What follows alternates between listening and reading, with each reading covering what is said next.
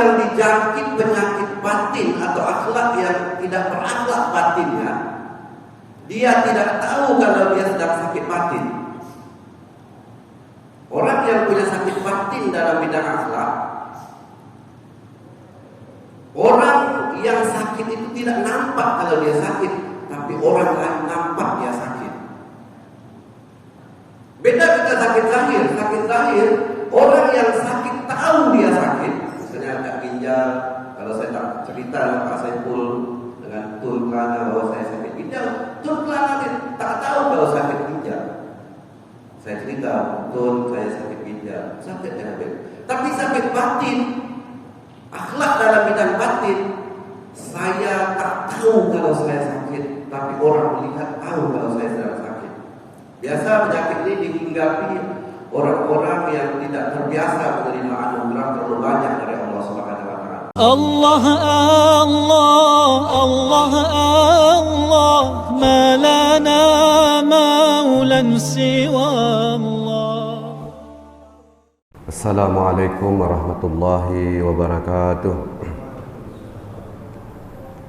Alhamdulillahi rabbil alamin, arrahmanir rahim, maliki yaumiddin, jalla jalaluh. Asyhadu an la ilaha illallah wahdahu la syarikalah wa asyhadu anna sayyidina Muhammadan abduhu wa rasuluh la nabiyya ba'dah. Allahumma salli wa sallim wa barik alaihi wa ala alihi ma ba'du. Puja dan puji syukur senantiasa kita sampaikan, ucapkan kehadirat Allah Subhanahu wa taala pada subuh hari ini. Alhamdulillah kita memaksimalkan tanggung jawab kita, tugas kita sebagai hamba Allah Subhanahu wa taala, yang tentu keberadaan kita di dunia ini memang didesain untuk mengabdi, menghambakan diri kepada Allah Subhanahu wa taala. Dan ketika sistem dan desain itu tidak sesuai dengan permintaan dan fungsi kita di dunia ini, maka terjadilah berbagai musibah, baik itu musibah secara pribadi maupun musibah secara kolektif. Oleh karena itu, selagi kita berada di sistem yang Allah ciptakan, maka dunia ini baik-baik saja dan akan dapat diteruskan oleh generasi-generasi akan datang. Mudah-mudahan kita selalu mengingat dan menyadarkan diri kita bahwa kita hidup di dunia ini untuk mengabdi kepada Allah sebagai hamba. Dan kalau kita punya seluruh peralatan, instrumen kehidupan, punya mobil, punya rumah, punya istri, itu sesungguhnya adalah bagaimana supaya kita mudah mengabdi kepada Allah Subhanahu wa taala, dan bukan menjadi tujuan utama dari yang apa-apa yang kita miliki itu. Kesadaran itulah yang harus kita bangun ya, di hati nurani kita sebagai tujuan dari kehidupan ini. Oleh karena itu, dengan adanya berbagai nasihat yang hari ini yang mudah sekali kita dapatkan dari berbagai media, ya tentu mestinya berkorelasi. Cara sumbernya adalah Al-Quran dan hadis. Kenapa? Karena ketika bicara akhlak, berarti bicara pola. Pola apa? Pola bagaimana bertingkah laku menurut Al-Quran dan hadis. Bagaimana Al-Quran dan hadis membuat tingkah laku. Karena kata akhlak itu berasal dari kata menciptakan. Maka untuk menciptakan itu perlu ada takhluk namanya, yaitu pembiasaan. Maka akhlak itu baru dapat diciptakan kalau ada namanya takhluk, yaitu pembiasaan. Seperti kalau anak kita makan tidak pakai baju, kalau saya misalnya anak-anak saya makan dia pakai singlet, saya suruh pakai baju supaya dia berakhlak dalam makanan itu, dalam meja makan itu, dalam melakukan aktivitas makan. Jadi akhlak itu perlu ada kebiasaan. Oleh karena itu tidak akan muncul akhlak kalau tidak ada kebiasaan-kebiasaan. Nah, apa yang kita lakukan sholat subuh hari ini juga merupakan hasil dari kebiasaan-kebiasaan. Kemudian kalau kita melihat dari konteks lain lagi, akhlak ini ada dua lagi. Pertama, akhlak yang bersifat zahiriyah. Akhlak yang bersifat zahiriyah yaitu aktivitas tingkah laku manusia yang bersifat kemanusiaan, sosiologi, ilmu tentang manusia. Kita hormat dengan orang, kita tidak menipu orang, kita berbuat kepada orang, baik kepada orang. Ini akhlak yang bersifat zahir. Tapi dalam konteks tasawuf, akhlak ini adalah aktivitas batin yang memantulkan aktivitas zahir. Ini yang sulit kita lakukan. Antara tangan memberi dengan aktivitas batin kita, apakah terjadi harmonisasi? Ini yang harus kita harmonisasikan. Kenapa? Untuk kepentingan manusia yang diperlukan adalah zahir. Ketika orang senyum, orang baik, orang ramah dengan kita, itu sudah cukup bagi manusia. Tapi bagi Allah Subhanahu wa taala, akhlak yang dipentingkan juga adalah bagaimana aktivitas batin itu harmonis dengan aktivitas zahir. Kenapa? Kata para ulama, kalau dia hanya sebatas zahir saja, dia bukan akhlak namanya, tapi namanya adab. Karena akhlak itu dia lahir dari produksi amal, ibadah kepada Allah. Jadi orang yang tidak beribadah kepada Allah, tapi baik kepada manusia, para ulama dulu dia mengatakan dia beradab, tapi dia tidak berakhlak. Itu bedanya. Akhlak itu dia diproduksi dari amaliyah dan ibadah kepada Allah Subhanahu wa taala. Bapak Ibu sekalian, memang persoalan batiniah ini atau akhlak-akhlak yang bersifat batiniah ini kadang-kadang ini sulit untuk mendeteksinya. Orang yang dijangkit penyakit batin atau akhlak yang tidak berakhlak batinnya, dia tidak tahu kalau dia sedang sakit batin. Orang yang punya sakit batin dalam bidang akhlak, orang yang sakit itu tidak nampak kalau dia sakit, tapi orang lain nampak dia sakit. Beda kita sakit zahir, orang yang sakit tahu dia sakit. Misalnya ada ginjal, kalau saya tak cerita dengan Pak Saiful dengan Tulkana bahwa saya sakit ginjal, Tulkana tak tahu kalau sakit ginjal. Saya cerita, betul saya sakit ginjal, sakitnya habis. Tapi sakit batin, akhlak dalam bidang batin, saya tak tahu kalau saya sakit, tapi orang melihat tahu kalau saya sedang sakit. Biasa penyakit ini dihinggapi orang-orang yang tidak terbiasa menerima anugerah terlalu banyak dari Allah Subhanahu wa taala. Misalnya baru kaya, dia mulai sombong. Dia tak tahu kalau dia sombong, tapi masyarakat tetangga tahu. Habib Maskur sekarang sombong, dia sudah jadi pejabat. Saya tak tahu kalau saya terjadi pergeseran akhlak.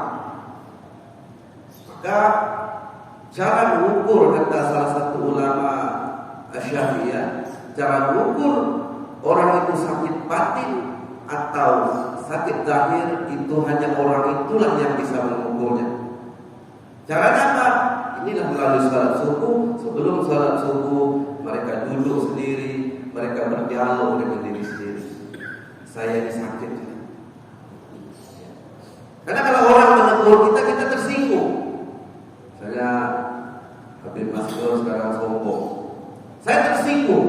Maka yang bisa mengobati adalah duduk sendiri bertafakur, duduk sambil berdiskusi dengan diri sendiri sejauh mana saya sudah terjangkit sakit batin yang tidak berakhlak itu.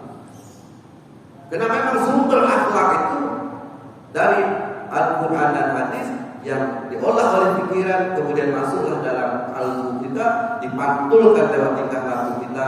Itulah namanya akhlak itu. Kalau tidak seperti itu, dia akan jadilah seperti makhluk-makhluk yang lain. Dia bukan pantulan dari hati, tapi memang kebiasaan. Maka akhlak yang terus kita jalankan, inilah yang akan menjadi karakter itu dalam kehidupan kita. Bapak Ibu sekalian yang saya banggakan, tentu akhlak ini yang menjadi perhatian kita hari ini. Banyak orang yang pintar, yang punya gelar S1, S2, S3, banyak pelatihan dia dapatkan, tapi kadang-kadang dia berjalan di jalan yang salah, misalnya korupsi dan sebagainya. Ini persoalan akhlak sebenarnya. Jadi kadang-kadang tidak berkorelasi, tidak signifikan juga antara ilmu dengan akhlak ini. Maka yang betul adalah melakukan kebiasaan-kebiasaan, yang betul adalah melakukan penghindaran-penghindaran. Maka dalam Islam itu perintah pertama itu jangan sekali menyuruh kita beramal, tapi ratakanlah dulu, la tajassasu wala taqrabuz zina. Dia suruh hindari dulu. Karena menghindar itu tidak perlu energi. Tapi kalau hukum, maka Allah kadang-kadang ada kasih sayang juga. Dia suruh hindar. Kalau suruh minum, saya ambil air, minum, buka botol minum. Tapi kalau saya jangan minum, saya tak bergerak. Jadi begitu kasih sayangnya Allah, dia suruh hindar dulu, tidak suruh lakukan dulu. Jangan berburuk sangka, jangan suuzon, jangan melakukan ini, jangan melakukan. Jadi Allah suruh kita menghindar dulu. Maka dalam ilmu tasawuf apa namanya, tahalli dulu.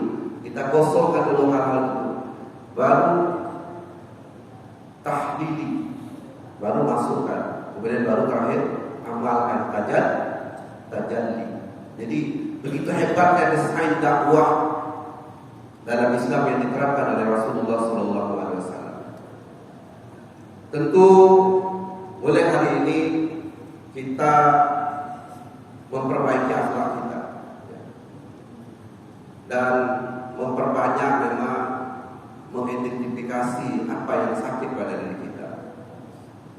Karena menurut Al-Ghazali, ketika orang sudah sampai ke level tertentu, dia masih berakhlak batinnya, itu berarti tertanda Allah ingin menaikkan derajatnya lagi. Tapi baru misalnya orang ini jadi wali kota misalnya, dia sudah mulai angkuh, berarti situlah soal terakhirnya. Allah akan turunkan kembali. Nanti dia isi soal lagi, dia naik kelas lagi. Ternyata sampai kelas itu dia tak bisa juga jawab soal itu, turun lagi. Tapi kalau dia sampai ke gubernur masih baik juga batinnya, tidak sombong, berarti Allah akan naikkan derajatnya lagi. Tapi kalau tidak, Allah turunkan lagi, keluarkan soal yang sama lagi, naik lagi. Jadi begitulah manusia seperti itu. Jadi kalau kita merasa jadi pejabat atau jadi apapun belum sombong, berarti itu memang belum pantas level kita. Tapi kalau sebatas itu kita sudah sombong, berarti disitulah kata Allah batas kita terakhir. Allah akan turunkan kembali, basuh lagi, cuci lagi, naikkan lagi. Nah, jadi macam Pak Saiful, macam kawan-kawan pejabat, rasa saya ini belum sombong di tingkat ini, berarti Allah ingin naikkan lagi. Tapi kalau sudah sombong pada tingkat itu, Allah akan turunkan kembali. Nah, itu kalau kita orang-orang batiniyah, orang-orang tasawuf menganalisa seperti itu. Memang ilmu-ilmu seperti ini memang harus kita banyak berdiskusi dengan diri sendiri, banyak merenung, karena inilah jendela ilmu pengetahuan yang bersifat batiniah. Banyak berdiskusi dengan orang-orang yang bijak, insya Allah kita semakin halus akhlak kita, semakin bersih akhlak kita di tengah masyarakat. Saya yakin kalau masyarakat semuanya memiliki perasaan yang sama, ketika kita melihat orang, kita ingin berakhlak baik. Ketika kita jumpa tetangga, kita ingin berakhlak baik. Tapi hati kita juga mengatakan akhlak ini merupakan perintah Allah Subhanahu wa taala, bukan oportunis bahasa hari mencari muka. Tapi untuk dapat akhlak itu, variabel-variabel itu harus juga kita lalui. Level-level itu juga harus kita lalui. Sampai ahli tasawuf itu untuk sampai ke tingkat hakikat Tuhan pernah singgah di level perdukunan. Orang-orang mengkaji diri, orang-orang mengkaji akhlak, mengkaji tasawuf, kadang-kadang tidak sadar juga singgah ke level perdukunan. Tapi tak boleh bersandar di situ saja, terus pindah, terus mengkaji lagi sehingga kita dapat sesungguhnya. Karena kalau kita baca sejarah Al-Ghazali misalnya, dia pernah sampai ke tingkat seperti itu, tingkat lahir, tingkat batin, sehingga akhirnya dia ketemulah sesungguhnya kehidupan ini hanya sementara. Dan yang paling banyak itu kita harus melakukan sebanyak-banyaknya ibadah kepada Allah Subhanahu wa taala. Saya kira itu yang dapat saya sampaikan. Mudah-mudahan Allah Subhanahu wa taala memberikan keridhaan kepada kita semua dan kita tingkatkan akhlak kita kepada manusia dan kepada Allah Subhanahu wa taala. Mari kita kul bil khalqillah, mari kita contoh akhlak Allah, yaitu Asmaul Husna, sabar, penyayang. Kita disuruh mencontoh Rasulullah mencontoh sifat-sifat Allah Subhanahu wa taala, kemudian kita mencontoh sifat Rasulullah, sabar, penyayang. Sehingga kita ketika antara Allah kita inna lillahi wa inna ilaihi raji'un, ketika rumus itu masih sama, dia akan kembali lanjut. Tetapi ketika itu rumusnya tidak sama, dia harus disamakan dulu. Inilah dalam konteks filsafat namanya neraka. Karena ketika unsur itu sudah berbeda, Allah tidak mau terima, kita harus disucikan dulu.